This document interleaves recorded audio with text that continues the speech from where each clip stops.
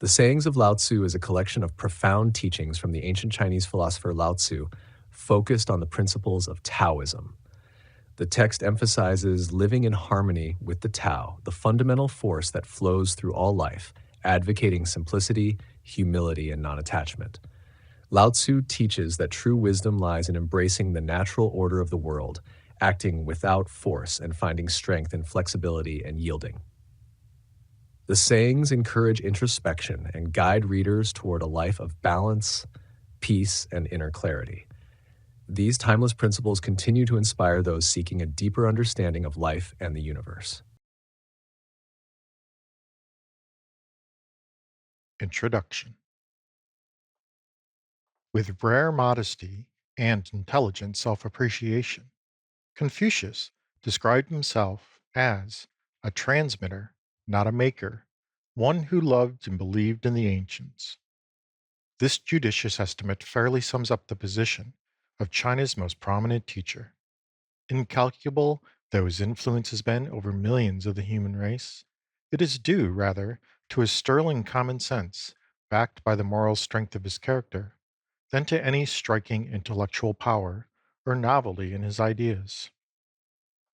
But some 50 years before the time of Confucius, there lived another great Chinese who, besides being a lover of antiquity, takes high rank as a profound and original thinker. Apart from the thick crop of legend and myth which soon gathered around his name, very little is known about the life and personality of Lao Tzu, and even the meager account preserved for us in the history of Tzu Chien must be looked upon with suspicion. All the alleged meetings and conversations with Confucius may safely be rejected, not only on account of chronological difficulties, but because they are exactly the sort of invention which would be likely to pass current in an early and uncritical age. We need not, however, go so far as those who impugn the very existence of Lao Tzu as an individual and regard the book which passes under his name as a mere collection of scraps of ancient proverbial philosophy. Some color, indeed, is lent to this theory by the uncertainty that attaches to the proper interpretation of the name Lao Tzu, which is variously explained as one, old boy, because he is said to have been born with a white beard, but we may rather suspect that the story was invented to explain the name. 2. Son of Lao, this being the surname of the Virgin Mother who conceived him at the sight of a falling star. Or 3.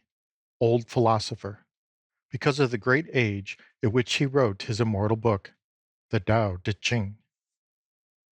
The mention of this classic, or Treatise of the Way and of Virtue, as it may be translated, for want of better English equivalents, brings us naturally to the vexed question as to whether the text which has come down to us can really be attributed to the hand of Lao Tzu, or whether it is not rather a garbled and unauthorized compilation of his sayings, or even the mere forgery of a later age.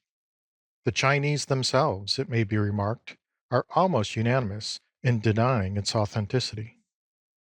It has been urged that we must make allowance here for Confucian bias, but the internal evidence alone should suffice to dispel the notion, to which many eminent sinologues have clung, that the Tao Te Ching in its present form can possibly represent the actual work of Lao Tzu. On the other hand, it is highly probable that much of it is substantially what he said or wrote, though carelessly collected and pieced together at random. Sima Qian, who published his history in 91 BC and was consequently removed from Lao Tzu by a much longer period than we are from Shakespeare, tells us that the sage wrote a book of 5,000 and odd words. And, indeed, by that time, the Tao Te Ching may possibly have existed in something like its present shape. But anyone who reflects on the turbulent condition of China during the intervening centuries and the chaotic state of primitive literature before the labors of Confucius, to say nothing of the burning of the books in 213 BC, will find it hard to convince himself that Sima Qian ever had before him the actual writings of the philosopher. Arbitrary and confused though the arrangement of the Tao Te Ching appears, it is possible to trace a coherent line of thought throughout the whole. And although no coiner of paradox on such an extensive scale as Lao Tzu could hope to achieve absolute and invariable consistency, it is easy to see that the Tao Te Ching is something more than a mere jumble of stray aphorisms, that it is, in fact, the well defined though rudimentary outline of a great system of transcendental and ethical philosophy. That this magnificent scheme of thought never reached its full expression in Lao Tzu's treatment is largely due to the fact that he is perpetually struggling to convey his ideas through the medium of a language still imperfectly developed and forming an inadequate vehicle for obtrusive philosophical conceptions.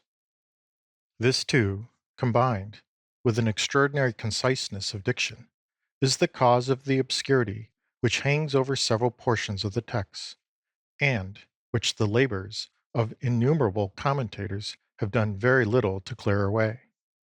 To the wide scope thus afforded for the imagination, we owe the startling discoveries in the body of the work, of the doctrine of the Trinity, and of the Hebrew word for Jehovah, thinly disguised in its Chinese dress. Sad to say, both of these once famous theories are now totally discredited. The real value of the Tao Te Ching lies not in such puerilities, but in its wealth of suggestive hints and pregnant phrases, each containing a world of thought in itself and capable of expansion into volumes. Whether Lao Tzu ever developed the germs of thought thrown out with such prodigality, we do not know. At any rate, no record of the development remains. And if Lao Tzu failed to work out his own system, the task was never satisfactorily accomplished by those who came after him. It is true that an enormous superstructure of Taoist literature has been raised upon the slender foundation of the Tao Te Ching, but these Taoist writers soon forsook the austerity of Lao Tzu's way for the more attractive fields of ritual and magic.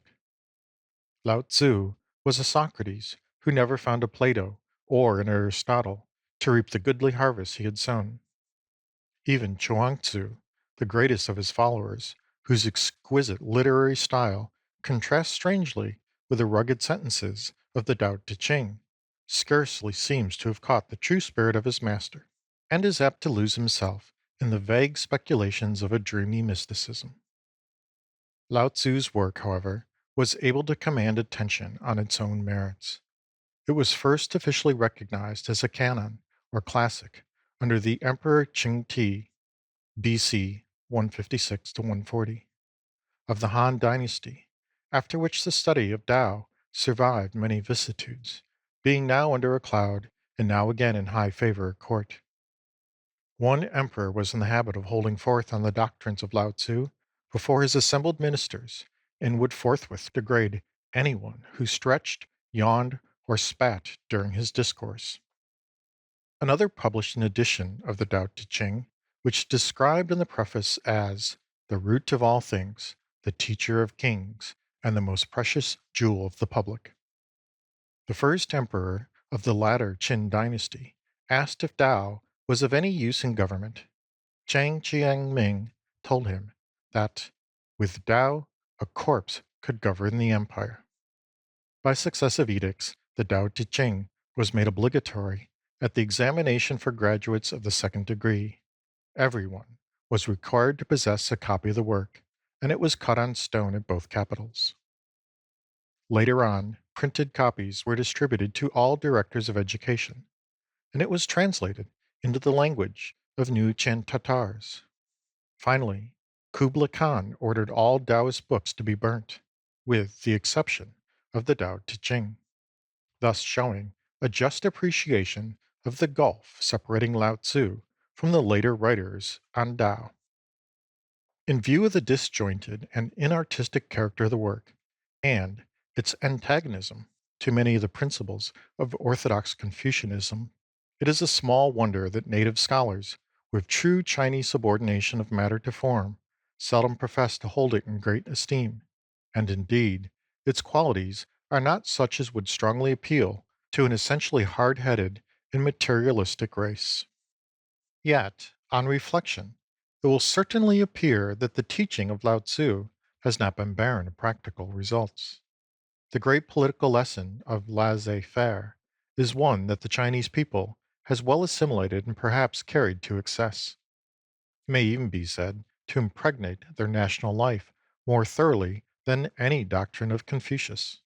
From two great evils of modern civilization, the bane of over legislation and the pest of meddlesome and overbearing officialdom, China is remarkably free. And in few other countries does the individual enjoy such absolute liberty of action. Thus, on the whole, the Chinese may be said to have adopted Lao Tzu's main principles of government with no small success. It is hard to believe that a rigidly despotic empire, encumbered with an irksome array of laws and statutes, could have remained homogeneous and intact throughout so lengthy a period. Who can doubt that the enormous bulk of China has managed to defy the disintegrating action of time by reason of its very inertness and placidity? It has been suggested that Lao Tzu may have reached this doctrine of non interference by observing that the supreme power, Tao, governs the universe by fixed laws, and yet leaves to man an apparently unrestricted freedom of will. Be this as it may, he was undoubtedly the first man to preach the gospel of peace and intelligent inaction, being in this, as in many other respects, far in advance of his age. In those troublesome times when the land was torn by internecine feuds and the spirit of materialism was rife, it is not a little remarkable to find him expressing unqualified abhorrence of war, though, to be sure, this was but the logical outcome of his system of quietism. Few can help being struck by the similarity of tone between the sayings of Lao Tzu and the Gospel, enunciated 6 centuries later by the Prince of Peace. There are two famous utterances in particular which secure to Lao Tzu the glory of having anticipated the lofty morality of the Sermon on the Mount.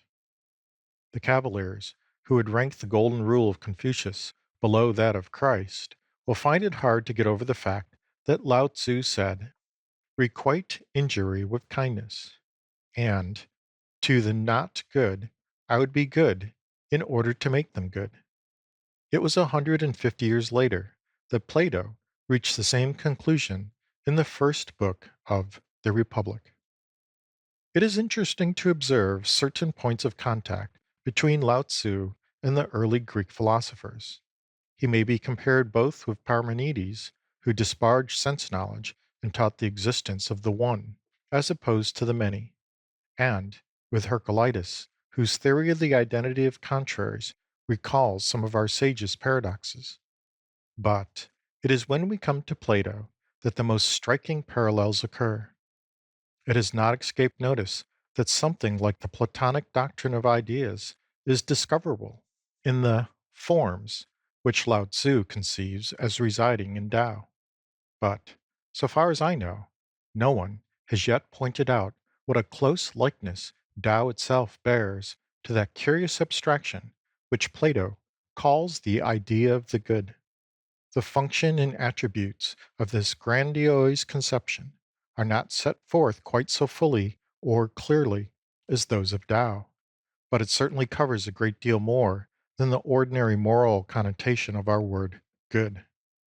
It is at once the creative and sustaining cause of the universe, the condition of all knowledge, and the summum bonum, or supreme object, of man's desire.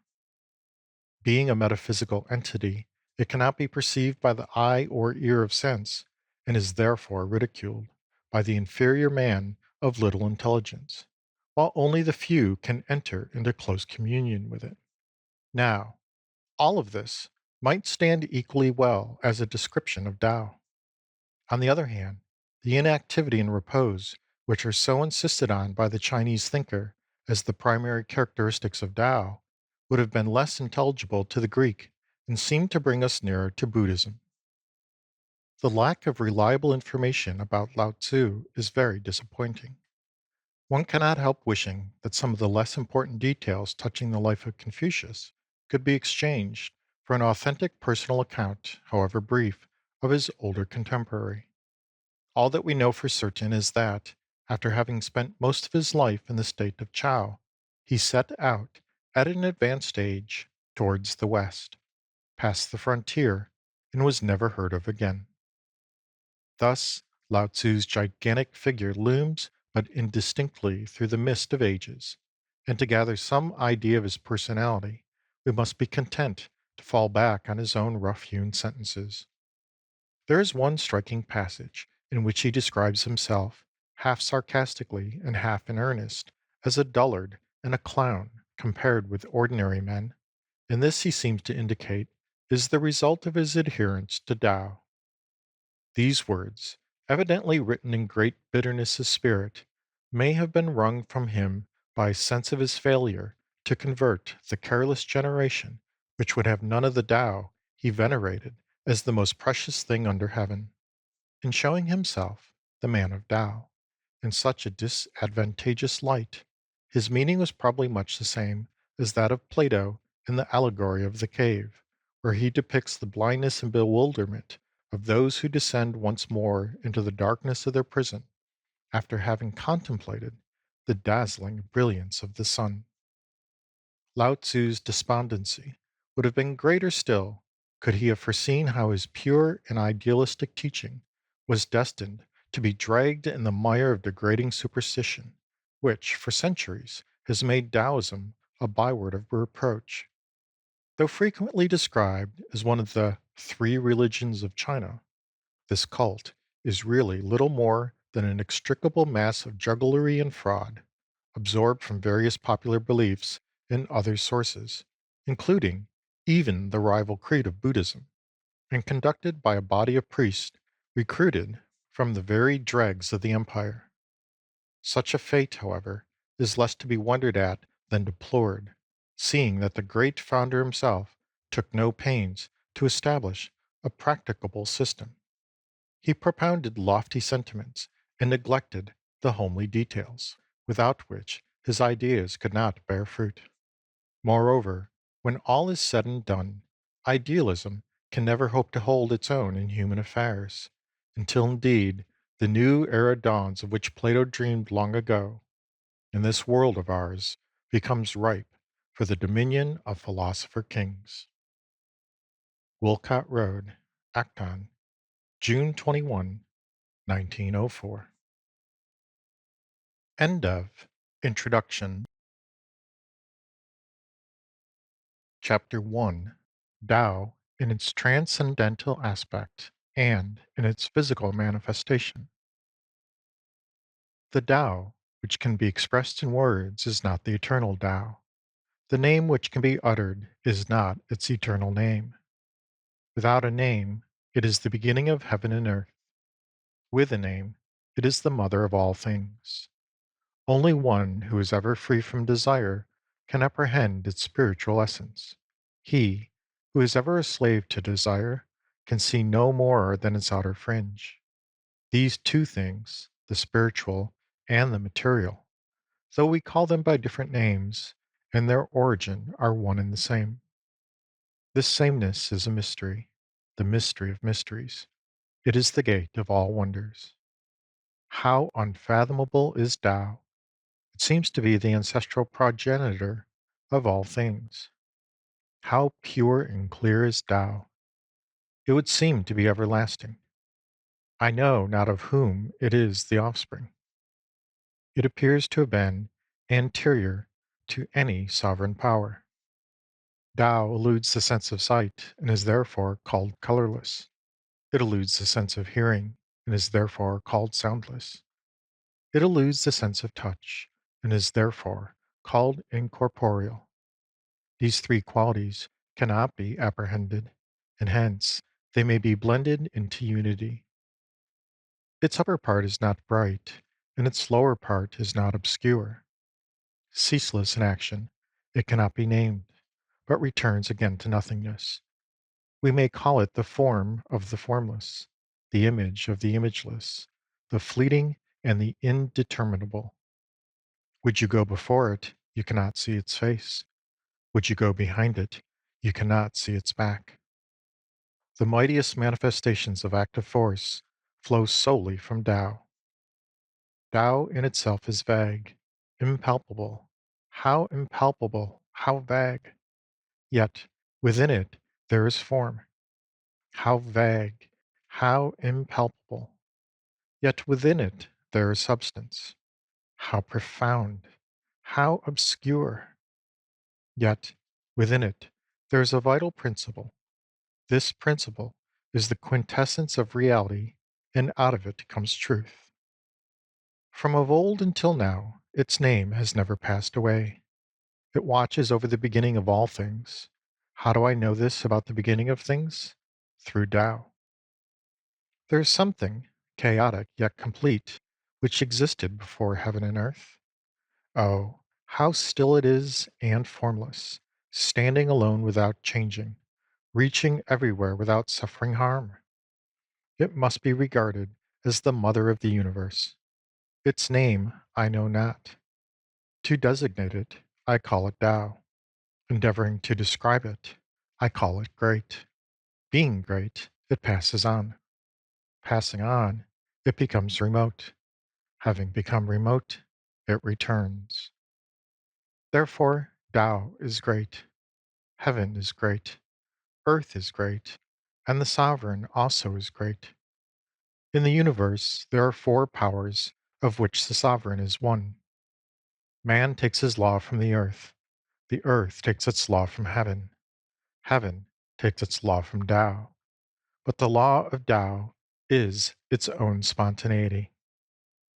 Tao, in its unchanging aspect, has no name. Small though it be in its primordial simplicity, mankind dare not claim its service. Could princes and kings hold and keep it, all creation would spontaneously pay homage. Heaven and earth would unite in sending down sweet dew, and the people would be righteous unbidden and of their own accord. As soon as Tao creates order, it becomes nameable. When it once has a name, men will know how to rest in it. Knowing how to rest in it, they will run no risk of harm. Tao, as it exists in the world, is like the great rivers and seas which receive the streams from the valleys. All pervading is the great Tao. It can be at once on the right hand and on the left. All things depend on it for life, and it rejects them not. Its task accomplished, it takes no credit. It loves and nourishes all things, but does not act as master. It is ever free from desire. We may call it small. All things return to it, yet it does not act as master. We may call it great. The whole world will flock to him who holds the mighty form of Tao. They will come and receive no hurt, but find rest, peace, and tranquility. With music and dainties, we may detain the passing guest, but if we open our mouths to speak of Tao, he finds it tasteless and insipid. Not visible to the sight, not audible to the ear, in its use it is inexhaustible. Retrogression is the movement of Tao. Weakness is the character of Tao. All things under heaven are products of being, but being itself is the product of not being. Tao is a great square with no angles, a great vessel which takes long to complete, a great sound which cannot be heard, a great image with no form.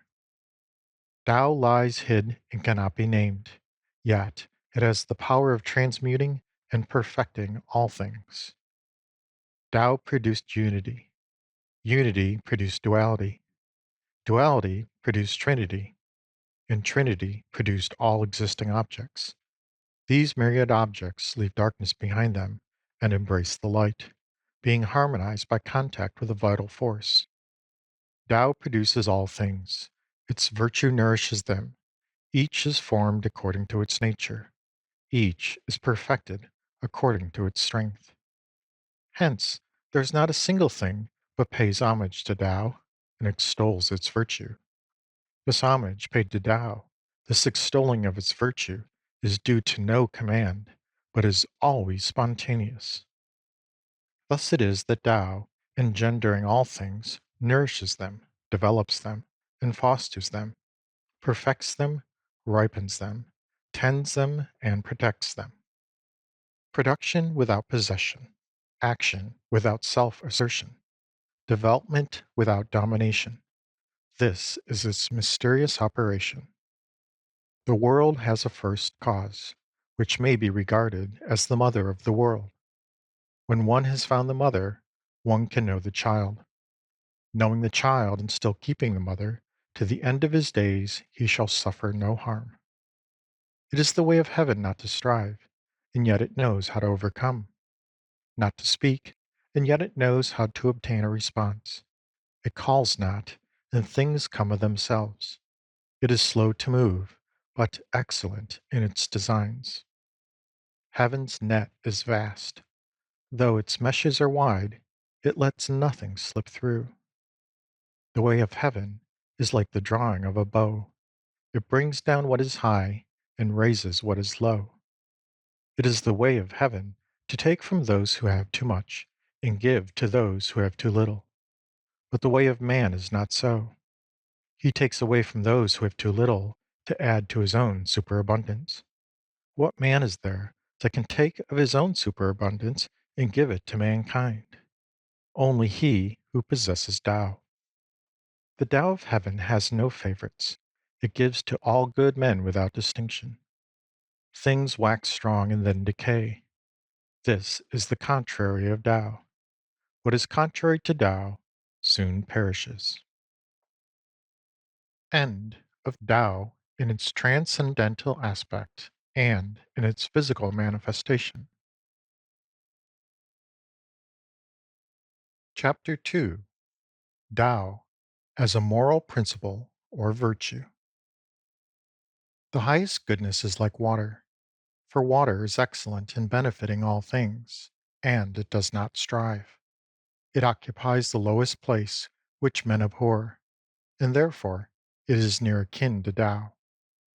When your work is done and fame has been achieved, then retire into the background, for this is the way of heaven.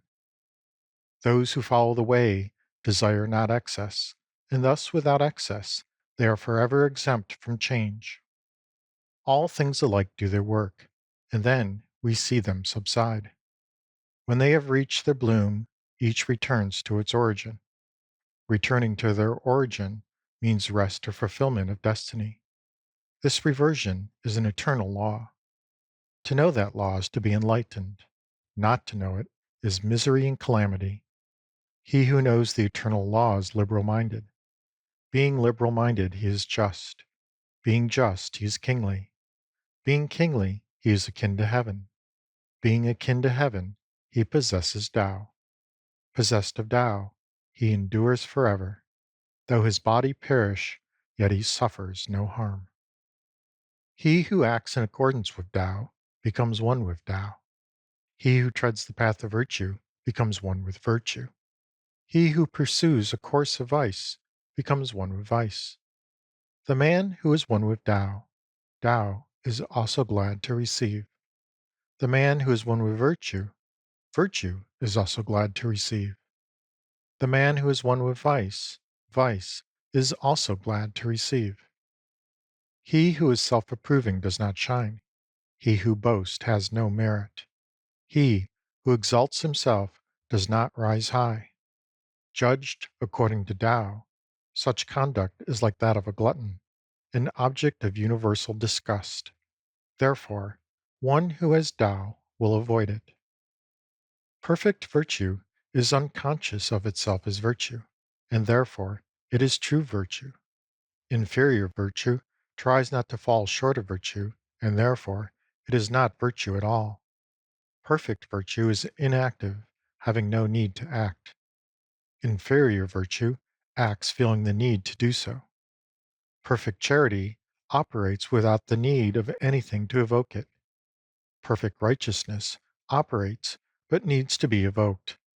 Perfect propriety operates, and if there is no response, it resorts to force. When Tao is lost, virtue appears. When virtue is lost, charity appears. When charity is lost, righteousness appears. When righteousness is lost, propriety appears. Propriety is but the veneer of loyalty and good faith, while oft times the source of disorder. Foreknowledge is but a showy ornament of Tao, while ofttimes the beginning of imbecility. Therefore, the truly great man takes his stand upon what is solid, and not upon what is superficial, upon what is real, and not upon what is ornamental. He rejects the latter in favor of the former. When the superior scholar hears of Tao, he diligently practices it. When the average scholar hears of Tao, he sometimes retains it, sometimes loses it. When the inferior scholar hears of Tao, he loudly laughs at it. Were it not thus ridiculed, it would not be worthy of the name of Tao. He who is enlightened by Tao seems wrapped in darkness. He who is advanced in Tao seems to be going back. He who walks smoothly in Tao seems to be on a rugged path. The man of highest virtue appears lowly. He who is truly pure behaves as though he were sullied. He who has virtue in abundance behaves as though it were not enough. He who is firm in virtue seems like a skulking pretender. He who is simple and true appears unstable as water. If Tao prevails on earth, horses will be used for purposes of agriculture. If Tao does not prevail, war horses will be bred on the common. If we had sufficient knowledge to walk in the great way, what we should most fear would be boastful display. The great way is very smooth, but the people love the bypaths. Where the palaces are very splendid, there the fields will be very waste, and the granaries very empty. The wearing of gay embroidered robes, the carrying of sharp swords, fastidiousness in food and drink, superabundance of property and wealth, this I call flaunting robbery. Most assuredly, it is not Tao. He who trusts to his abundance of natural virtue is like an infant newly born, whom venomous reptiles will not sting, wild beasts will not seize, birds of prey will not strike. The infant's bones are weak, its sinews are soft, yet its grasp is firm. All day long it will cry without its voice becoming hoarse. This is because the harmony of its bodily system is perfect. Temper your sharpness, disentangle your ideas, moderate your brilliancy, live in harmony with your age. This is being in conformity with the principle of Tao. Such a man is impervious alike to favor and disgrace, to benefits and injuries, to honor and contempt, and therefore he is esteemed above all mankind. In governing men and in serving heaven, there is nothing like moderation, for only by moderation can there be an early return to man's normal state. This early return is the same as a great storage of virtue. With a great storage of virtue, there is naught which may not be achieved. If there is naught which may not be achieved, then no one will know to what extent this power reaches. And if no one knows to what extent a man's power reaches, that man is fit to be the ruler of a state. Having the secret of rule, his rule shall endure. Setting the taproot deep, and making the spreading roots firm, this is the way to ensure long life to the tree. Tao is a sanctuary where all things find refuge, the good man's priceless treasure, the guardian and savior of him who is not good. Hence, at the enthronement of an emperor and the appointment of his 3 ducal ministers, though there be some who bear presents of costly jade and drive chariots with teams of 4 horses, that is not so good as sitting still and offering the gift of this Tao. Why was it that the men of old esteemed this Tao so highly? Is it not because it may be daily sought and found, and can remit the sins of the guilty? Hence, it is the most precious thing under heaven. All the world says that my Tao is great, but unlike other teaching. It is just because it is great that it appears unlike other teaching. If it had this likeness, long ago would its smallness have been known. The skillful philosophers of the olden time were subtle, spiritual, profound, and penetrating. They were so deep as to be incomprehensible. Because they are hard to comprehend, I will endeavor to describe them. Shrinking were they, like one fording a stream in winter. Cautious were they, like one who fears an attack from any quarter. Circumspect were they, like a stranger guest. Self effacing, like ice about to melt. Simple, like unpolished wood. Vacant, like a valley. Opaque, like muddy water. When terms are made after a great quarrel, a certain ill feeling is bound to be left behind. How can this be made good? Therefore, having entered into an agreement, the sage adheres to his obligations, but does not exact fulfillment from others. The man who has virtue attends to the spirit of the compact. The man without virtue attends only to his claims. He who tries to govern a kingdom by his sagacity is of that kingdom the despoiler, but he who does not govern by sagacity is the kingdom's blessing. He who understands these two sayings finds in them a pattern and a model. To keep this pattern constantly in mind is called profound virtue. Profound virtue is unfathomable, far reaching, the reverse of things as they are, but leading to perfect conformity with nature. End of Tao as a moral principle or virtue. Chapter 3: The Doctrine of Inaction. The sage occupies himself with inaction and conveys instruction without words. Is it not by neglecting self interest that one will be able to achieve it? Purge yourself of your profound intelligence, and you can still be free from blemish. Cherish the people and order the kingdom, and you can still do without meddlesome action. Who is there that can make muddy water clear? But if allowed to remain still, it will gradually become clear of itself. Who is there that can secure a state of absolute repose? But let time go on, and the state of repose will gradually arise. Be sparing of speech, and things will come right of themselves. A violent wind does not outlast the morning. A squall of rain does not outlast the day. Such is the course of nature. And if nature herself cannot sustain her efforts long, how much less can man? Attain complete vacuity, and sedulously preserve a state of repose. Tao is eternally inactive, and yet it leaves nothing undone. If kings and princes could but hold fast to this principle, all things would work out their own reformation. If, having reformed, they still desired to act, I would have them restrained by the simplicity of the nameless Tao. The simplicity of the nameless Tao brings about an absence of desire. The absence of desire gives tranquillity, and thus the empire will rectify itself. The softest things in the world override the hardest. That which has no substance enters where there is no crevice.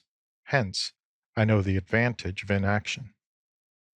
Conveying lessons without words, reaping profit without action. There are few in the world who can attain this. Activity conquers cold, but stillness conquers heat.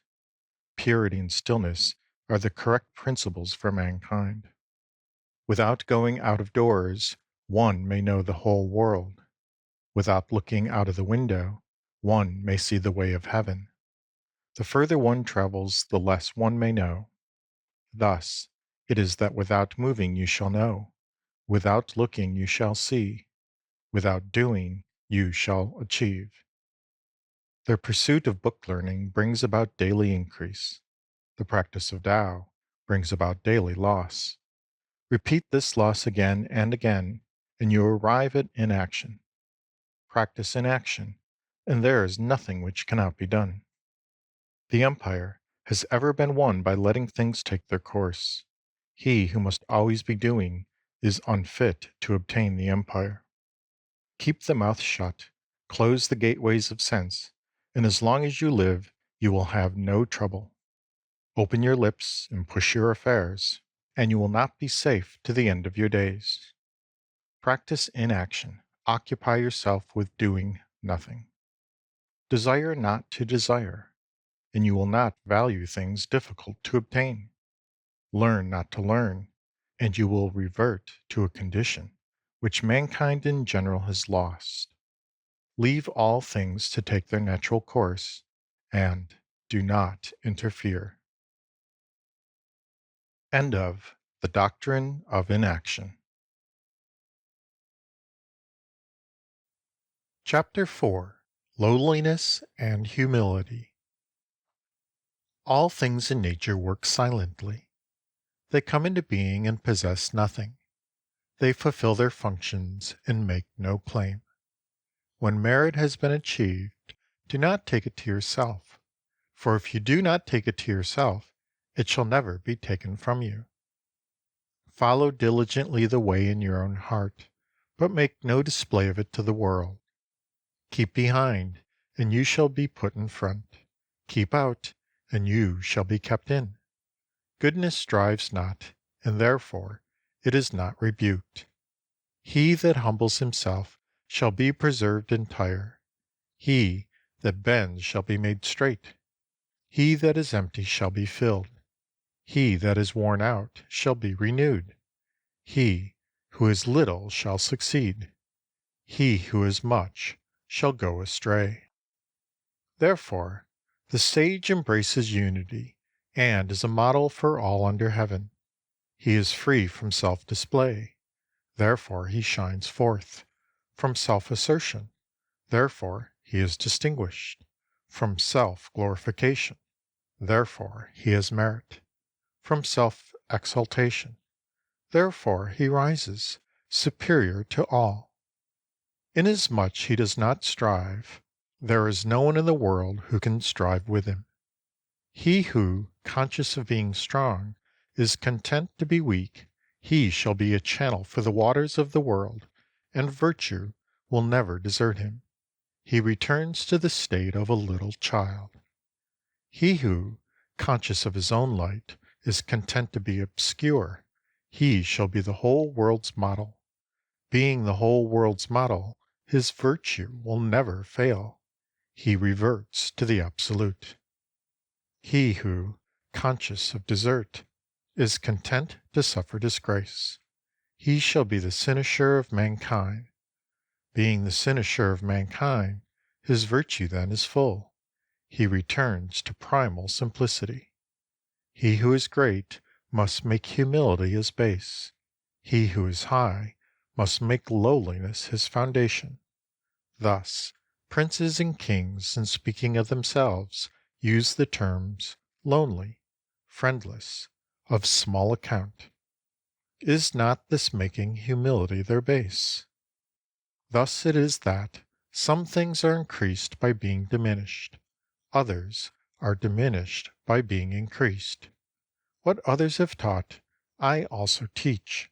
The violent come to untimely ends. I will make this the root of my teaching. What makes a kingdom great is its being like a downflowing river, the central point towards which all the smaller streams under heaven converge; or, like the female throughout the world, who by quiescence always overcomes the male, and quiescence is a form of humility. Therefore, if a great kingdom humbles itself before a small kingdom, it shall make the small kingdom its prize; and if a small kingdom humbles itself before a great kingdom, it shall win over that great kingdom. Thus the one humbles itself in order to attain, the other attains because it is humble. If the great kingdom has no further desire than to bring men together and to nourish them, the small kingdom will have no further desire than to enter the service of the other. But in order that both may have their desire, the great one must learn humility. The reason why rivers and seas are able to be lords over 100 mountain streams is that they know how to keep below them. That is why they are able to reign over all the mountain streams. Therefore the sage, wishing to be above the people, must by his words put himself below them. Wishing to be before the people, he must put himself behind them. In this way, though he has his place above them, the people do not feel his weight. Though he has his place before them, they do not feel it as an injury. Therefore, all mankind delight to exalt him, and weary of him not. The sage expects no recognition for what he does. He achieves merit, but does not take it to himself. He does not wish to display his worth. I have three precious things which I hold fast and prize. The first is gentleness. The second is frugality. The third is humility, which keeps me from putting myself before others. Be gentle, and you can be bold. Be frugal, and you can be liberal. Avoid putting yourself before others, and you can become a leader among men. But in the present day, men cast off gentleness, and are all for being bold. They spurn frugality, and retain only extravagance. They discard humility, and aim only at being first. Therefore, they shall surely perish. Gentleness brings victory to him who attacks, and safety to him who defends. Those whom heaven would save, it fences round with gentleness. The best soldiers are not warlike. The best fighters do not lose their temper. The greatest conquerors are those who overcome their enemies without strife. The greatest directors of men are those who yield place to others. This is called the virtue of not striving, the capacity for directing mankind. This is being the compeer of heaven. It was the highest goal of the ancients. End of Lowliness and Humility. Chapter 5. Government. Not exalting worth keeps the people from rivalry. Not prizing what is hard to procure keeps the people from theft. Not to show them what they may covet is the way to keep their minds from disorder. Therefore the sage, when he governs, empties their minds and fills their bellies, weakens their inclinations and strengthens their bones. His constant object is to keep the people without knowledge and without desire, or to prevent those who have knowledge from daring to act. He practices inaction, and nothing remains ungoverned. He who respects the state as his own person is fit to govern it. He who loves the state as his own body is fit to be entrusted with it. In the highest antiquity, the people did not know that they had rulers. In the next age, they loved and praised them. In the next, they feared them. In the next, they despised them. How cautious is the sage, how sparing of his words! When his task is accomplished and affairs are prosperous, the people all say, "We have come to be as we are, naturally and of ourselves." If any one desires to take the empire in hand and govern it, I see that he will not succeed. The empire is a divine utensil which may not be roughly handled. He who meddles mars. He who holds it by force loses it. Fishes must not be taken from the water. The methods of government must not be exhibited to the people. Use uprightness in ruling a state. Employ indirect methods in waging war. Practice non-interference in order to win the empire. Now this is how I know what I lay down. As restrictions and prohibitions are multiplied in the empire, the people grow poorer and poorer. When the people are subjected to overmuch government, the land is thrown into confusion. When the people are skilled in many cunning arts, strange are the objects of luxury that appear. The greater the number of laws and enactments, the more thieves and robbers there will be.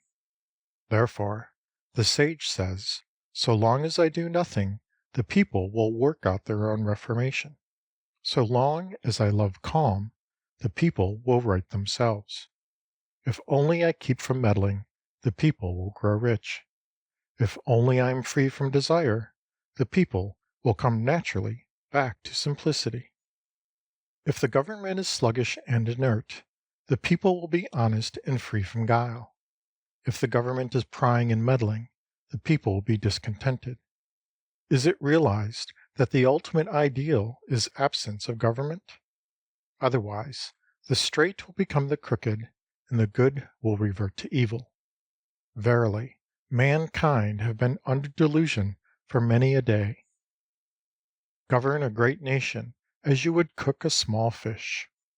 If the empire is governed according to Tao, disembodied spirits will not manifest supernatural powers. It is not that they lack supernatural power, but they will not use it to hurt mankind. Again, it is not that they are unable to hurt mankind, but they see that the sage also does not hurt mankind. If then neither sage nor spirits work harm, their virtue converges to one beneficent end. In ancient times, those who knew how to practice Tao did not use it to enlighten the people, but rather to keep them ignorant. The difficulty of governing the people arises from their having too much knowledge. If the people do not have to fear the majesty of the law, a greater majesty will take its place. Do not confine them within too narrow bounds. Do not make their lives too weary. For if you do not weary them of life, then they will not grow weary of you. If the people do not fear death, what good is there in using death as a deterrent? But if the people are brought up in fear of death, regarding it as something unusual, and we can take and execute them, which of us will dare to do it?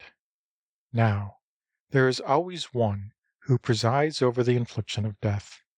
The man who would take his place and himself inflict death is like one who should try to do the work of a master carpenter. And of those who try the work of a master carpenter, there are few who do not cut their own hands. The people starve because those in authority over them devour too many taxes. That is why they starve. The people are difficult to govern because those placed over them are meddlesome. That is why they are difficult to govern. The people despise death because of their excessive labor in seeking the means of life. That is why they despise death. A sage has said, "He who can take upon himself the nation's shame is fit to be lord of the land. He who can take upon himself the nation's calamities is fit to be ruler over the empire." Were I a ruler of a little state with a small population, and only 10 or 100 men available as soldiers, I would not use them. I would have the people look on death as a grievous thing, and they should not travel to distant countries. Though they might possess boats and carriages, they should have no occasion to ride in them. Though they might own weapons and armor, they should have no need to use them. I would make the people return to the use of knotted cords. They should find their plain food sweet, their rough garments fine. They should be content with their homes and happy in their simple ways. If a neighboring state was within sight of mine, nay, if we were close enough to hear the crowing of each other's cocks and the barking of each other's dogs, the two peoples should grow old and die without there ever having been any mutual intercourse. End of Government. Chapter 6. War. He who serves a ruler of men in harmony with Tao will not subdue the empire by force of arms. Such a course is wont to bring retribution in its train. Where troops have been quartered, brambles and thorns spring up. In the track of great armies there must follow lean years. The good man wins a victory and then stops. He will not go on to acts of violence. Winning, he boasteth not. He will not triumph. He shows no arrogance. He wins because he cannot choose. After his victory, he will not be overbearing. Weapons, however beautiful, are instruments of ill omen, hateful to all creatures. Therefore, he who has Tao will have nothing to do with them. Where the princely man abides, the weak left hand is in honor. But he who uses weapons honors the stronger right. Weapons are instruments of ill omen. They are not the instruments of the princely man, who uses them only when he needs must. Peace and tranquillity are what he prizes. When he conquers, he is not elate. To be elate were to rejoice in the slaughter of human beings. and he who rejoices in the slaughter of human beings is not fit to work his will in the empire. On happy occasions, the left is favored, on sad occasions, the right. The second in command has his place on the left, the general in chief on the right. That is to say, they are placed in the order observed at funeral rites, and, indeed, he who has exterminated a great multitude of men should bewail them with tears and lamentation. It is well that those who are victorious in battle should be placed in the order of funeral rites. A certain military commander used to say, "I dare not act the host. I prefer to play the guest. I dare not advance an inch. I prefer to retreat a foot." There is no greater calamity than lightly engaging in war. Lightly to engage in war is to risk the loss of our treasure. When opposing warriors join in battle, he who is pity conquers. End of War. Chapter 7. Paradoxes. Among mankind, the recognition of beauty as such implies the idea of ugliness, and the recognition of good implies the idea of evil. There is the same mutual relation between existence and non-existence in the matter of creation, between difficulty and ease in the matter of accomplishing, between long and short in the matter of form, between high and low in the matter of elevation, between treble and bass in the matter of musical pitch, between before and after in the matter of priority. Nature is not benevolent. She treats all created things like the straw dogs we use at sacrifices. The sage is not benevolent. He looks upon the people in the same way. The space between heaven and earth, is it not like a bellows? It is empty, yet inexhaustible. When it puts in motion, more and more comes out. Heaven and earth are long-lasting. The reason why heaven and earth can last long is that they live not for themselves, and thus they are able to endure. 30 spokes unite in one nave. The utility of the cart depends on the hollow center in which the axle turns. Clay is molded into a vessel. The utility of the vessel depends on its hollow interior. Doors and windows are cut out in order to make a house. The utility of the house depends on the empty spaces. Thus, while the existence of things may be good, it is the non-existent in them which makes them serviceable. When the great Tao falls into disuse, benevolence and righteousness come into vogue. When shrewdness and sagacity appear, great hypocrisy prevails. It is when the bonds of kinship are out of joint that filial piety and paternal affection begin. It is when the state is in a ferment of revolution that loyal patriots arise. Cast off your holiness, rid yourself of sagacity, and the people will benefit 100-fold. Discard benevolence and abolish righteousness, and the people will return to filial piety and paternal love. Renounce your scheming and abandon gain, and thieves and robbers will disappear. These 3 precepts mean that outward show is insufficient, and therefore they bid us to be true to our proper nature, to show simplicity, to embrace plain dealing, to reduce selfishness, to moderate desire. A variety of colors makes man's eye blind.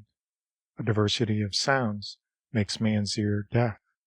A mixture of flavors makes man's palate dull. He who knows others is clever, but he who knows himself is enlightened. He who overcomes others is strong, but he who overcomes himself is mightier still. He is rich who knows when he has enough. He who acts with energy has strength of purpose. He who moves not from his proper place is long-lasting. He who dies, but perishes not, enjoys true longevity. If you would contract, you must first expand. If you would weaken, you must first strengthen. If you would overthrow, you must first raise up. If you would take, you must first give. This is called obscuring one's light. He who is most perfect seems to be lacking, yet his resources are never outworn. He who is most full seems vacant, yet his uses are inexhaustible. Extreme straightness is as bad as crookedness. Extreme cleverness is as bad as folly. Extreme fluency is as bad as stammering. Those who know do not speak. Those who speak do not know. Abandon learning, and you will be free from trouble and distress. Failure is the foundation of success, and the means by which it is achieved. Success is the lurking place of failure, but who can tell when the turning point will come? He who acts destroys. He who grasps loses. Therefore, the sage does not act, and so does not destroy. He does not grasp, and so he does not lose. Only he who does nothing for his life's sake can truly be said to value his life. Man at his birth is tender and weak. At his death he is rigid and strong. Plants and trees, when they come forth, are tender and crisp. When dead, they are dry and tough. Thus rigidity and strength are the concomitants of death. Softness and weakness are the concomitants of life. Hence the warrior that is strong does not conquer. The tree that is strong is cut down. Therefore, the strong and the big take the lower place. The soft and the weak take the higher place. There is nothing in the world more soft and weak than water. Yet for attacking things that are hard and strong, there is nothing that surpasses it, nothing that can take its place. The soft overcomes the hard, the weak overcomes the strong. There is no one in the world but knows this truth, and no one who can put it into practice. Those who are wise have no wide range of learning. Those who range most widely are not wise. The sage does not care to hoard. The more he uses for the benefit of others, the more he possesses himself. The more he gives to his fellow men, the more he has of his own. The truest sayings are paradoxical. End of Paradoxes. Chapter 8. Miscellaneous Sayings and Precepts. By many words wit is exhausted. It is better to retain what is in the heart. The excellence of a dwelling is its site. The excellence of a mind is its profundity. The excellence of giving is charitableness. The excellence of speech is truthfulness. The excellence of government is order. The excellence of action is ability. The excellence of movement is timeliness. He who grasps more than he can hold would be better without any. If a house is crammed with treasures of gold and jade, it will be impossible to guard them all. He who prides himself upon wealth and honor hastens his own downfall. He who strikes with a sharp point will not himself be safe for long. By uniting the intelligent and animal souls, and embracing unity, can you avoid dissolution? By concentrating your breath and striving to make it soft, can you become like a little child? By purifying your spiritual vision, can you become without a flaw? The sage attends to the inner and not to the outer. He puts away the objective and holds to the subjective. Between yes and yea, how small the difference! Between good and evil, how great the difference! What the world reverences may not be treated with disrespect. He who has not faith in others shall find no faith in them. To see oneself is to be clear of sight. Mighty is he who conquers himself. He who raises himself on tiptoe cannot stand firm. He who stretches his legs wide apart cannot walk.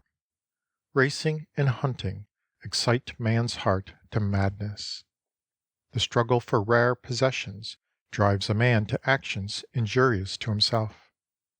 The heavy is the foundation of the light. Repose is the ruler of unrest. The wise prince in his daily course never departs from gravity and repose. Though he possesses a gorgeous palace, he will dwell therein with calm indifference. How should the lord of a myriad chariots conduct himself with levity in the empire? Levity loses men's hearts, unrest loses the throne. The skilful traveler leaves no tracks, the skilful speaker makes no blunders, the skilful reckoner uses no tallies. He who knows how to shut uses no bolts, yet you cannot open.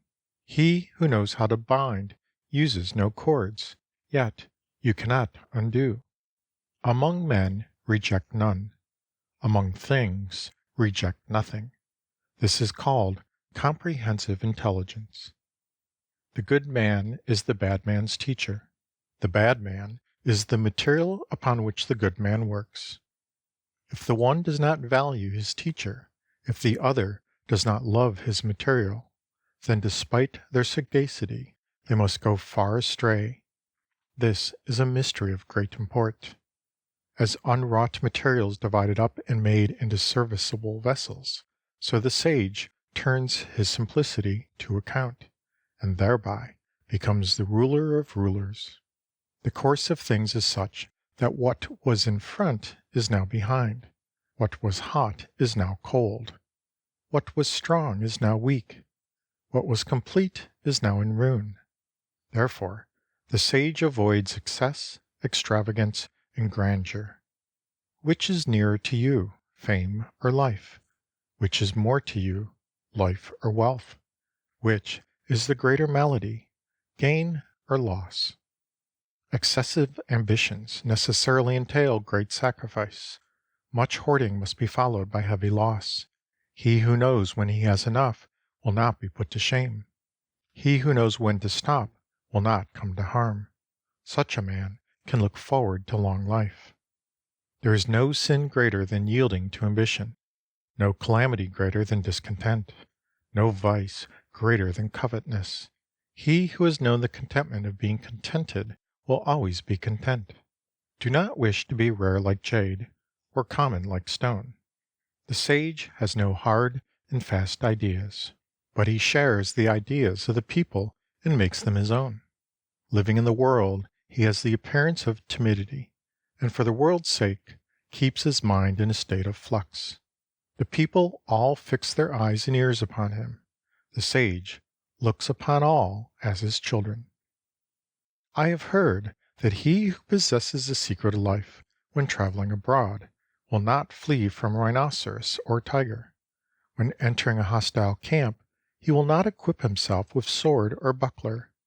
The rhinoceros finds in him no place to insert its horn. The tiger has nowhere to fasten its claw. The soldier has nowhere to thrust his blade. And why? Because he has no spot where death can enter. To see small beginnings is clearness of sight. To rest in weakness is strength. He who knows how to plant shall not have his plant uprooted. He who knows how to hold a thing shall not have it taken away. Sons and grandsons will worship at his shrine, which shall endure from generation to generation. Knowledge of harmony is the secret of the unchanging. Knowledge of the unchanging means enlightenment. To increase life is of evil omen. The mind directing the vital force is strength. The sage is square but not angular, strict without injuring others, straightforward but not unrestrained, luminous but not dazzling. Good words shall gain you honor in the marketplace, but good deeds shall gain you friends among men. To the good I would be good. To the not good I would also be good, in order to make them good. With the faithful I would keep faith. With the unfaithful I would also keep faith, in order that they may become faithful. Even if a man is bad, how can it be right to cast him off? Requite injury with kindness. The difficult things of this world must once have been easy. The great things of this world must once have been small. Set about difficult things while they are still easy. Do great things while they are still small. The sage never affects to do anything great, and therefore he is able to achieve his great results. He who always thinks things easy is sure to find them difficult. Therefore, The sage ever anticipates difficulties, and thus it is he never encounters them. While times are quiet, it is easy to take action. Ere coming troubles have cast their shadows, it is easy to lay plans. That which is brittle is easily broken. That which is minute is easily dissipated. Take precautions before the evil appears. Regulate things before disorder has begun. The tree which needs 2 arms to span its girth sprang from the tiniest shoot. Yon tower, 9 stories high, rose from a little mound of earth. A journey of 1,000 miles began with a single step. A great principle cannot be divided. Therefore, it is that many containers cannot contain it. The sage knows what is in him, but makes no display. He respects himself, but seeks not honor for himself. To know, but to be as though not knowing, is the height of wisdom. Not to know, and yet to affect knowledge, is a vice. If we regard this vice as such, we shall escape it. The sage has not this vice. It is because he regards it as a vice that he escapes it. Use the light that is in you to revert to your natural clearness of sight. Then the loss of the body is unattended by calamity. This is called doubly enduring. In the management of affairs, people constantly break down just when they are nearing a successful issue. If they took as much care at the end as at the beginning, they would not fail in their enterprises. He who lightly promises is sure to keep but little faith. He whose boldness leads him to venture will be slain. He who is brave enough not to venture will live. Of these 2, one has the benefit, the other has the hurt. But who is it that knows the real cause of heaven's hatred? This is why the sage finds it difficult to act. The violent and stiff-necked die not by a natural death. True words are not fine. Fine words are not true. The good are not contentious. The contentious are not good. This is the way of heaven, which benefits and injures not. This is the way of the sage, in whose actions there is no element of strife. End of Miscellaneous Sayings and Precepts. Chapter 9. Lao Tzu on Himself. Alas, the barrenness of the age has not yet reached its limit. All men are radiant with happiness, as if enjoying a great feast, as if mounted on a tower in spring. I alone am still, and give as yet no sign of joy. I am like an infant which has not yet smiled. Forlorn is one who has nowhere to lay his head. Other men have plenty, while I alone seem to have lost all. I am a man foolish in heart, dull and confused. Other men are full of light. I alone seem to be in darkness. Other men are alert. I alone am listless. I am unsettled as the ocean, drifting as though I had no stopping place. All men have their usefulness. I alone am stupid and clownish. Lonely though I am, and unlike other men, yet I revere the foster mother, Tao. My words are very easy to understand, very easy to put into practice, yet the world can neither understand nor practice them. My words have a clue, my actions have an underlying principle. It is because men do not know the clue that they understand me not. Those who know me are but few, and on that account my honor is the greater. Thus the sage wears coarse garments, but carries a jewel in his bosom. End of Lao Tzu on Himself. End of The Sayings of Lao Tzu by Lao Tzu, translated by Lionel Giles.